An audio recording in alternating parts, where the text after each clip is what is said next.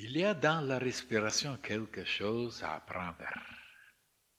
Et vous ne pouvez l'apprendre qu'en l'accompagnant d'un travail de la pensée. En expirant, vous pensez que vous arrivez à vous dilater jusqu'à atteindre les confins de l'univers. Puis, en inspirant, vous revenez vers vous-même, vers votre moi, qui est comme un point imperceptible. Puis, de nouveau, vous vous dilatez. C'est ainsi que vous découvrez que ce mouvement de flux et de reflux est la clé de tous les rythmes de l'univers. En tâchant de se rendre conscient en vous-même, vous entrez dans l'harmonie cosmique. Et il se fait un échange entre l'univers et vous. Car en inspirant, vous recevez des éléments de l'espace, et en expirant, vous projetez en retour quelque chose de votre cœur et de votre âme. La nature a placé partout des moyens de percer ce mystère.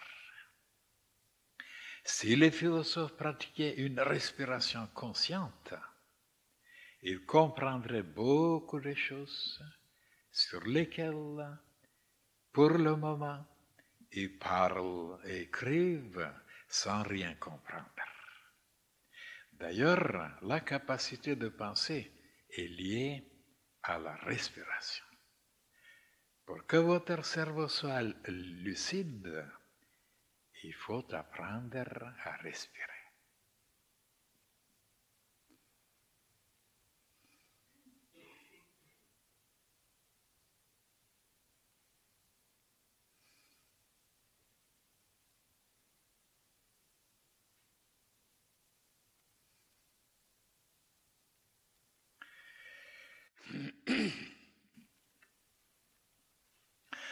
Voilà une page, mes chers frères et sœurs, très, très importante.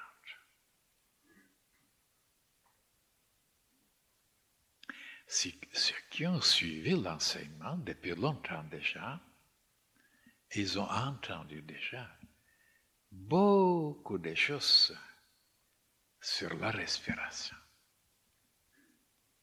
Des choses vraiment qu'on ne peut pas trouver même dans la littérature occulte.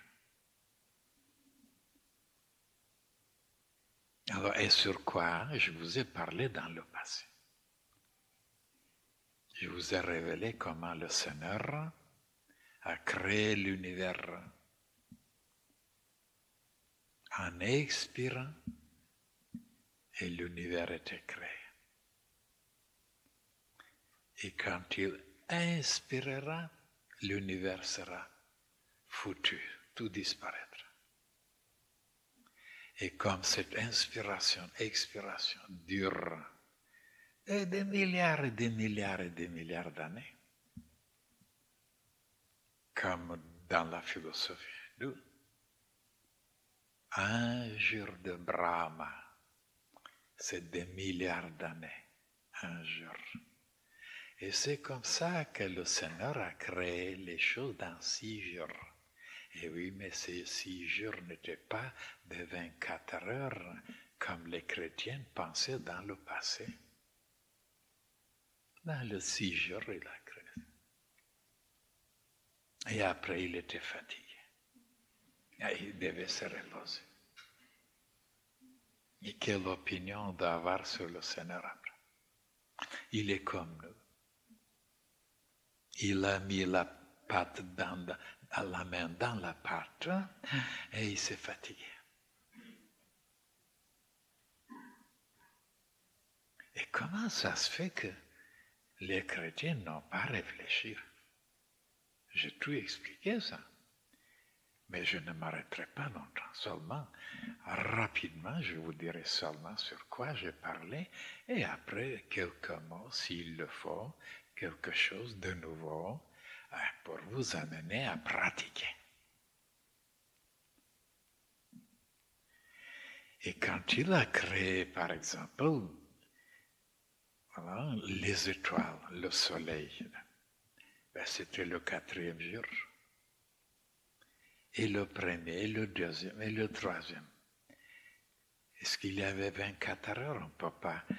Les 24 heures sont déterminées par n'est-ce pas, par le mouvement de la Terre autour du Soleil. Et le Soleil n'était pas encore là. Alors, il n'y avait pas de 24 heures.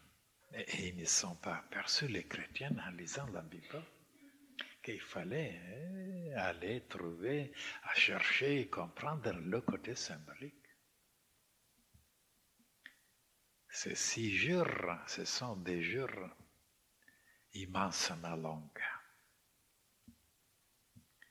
Et après, je vous ai parlé aussi comment ça se fait que la respiration est la vraie, la bonne, la normale. Et on doit faire 18 respirations pendant 1 minute.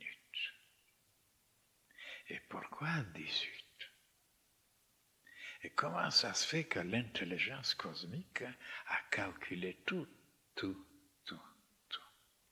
Et pourquoi alors le battement de cœur, un cœur normal, il doit battre 72 battements pendant 1 minute? Pourquoi 72?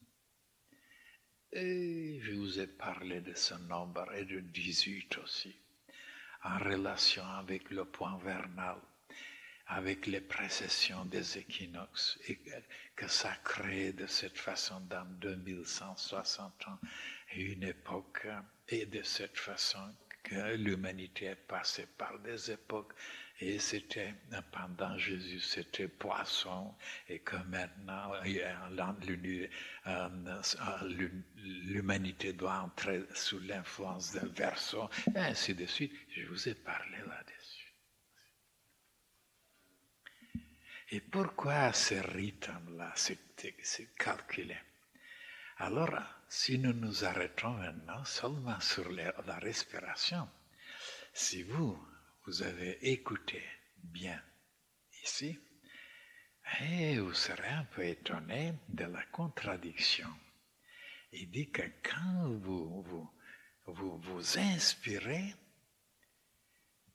n'est-ce pas, et vous expirez, alors vous vous dilatez quand vous expirez, et c'est tout le contraire.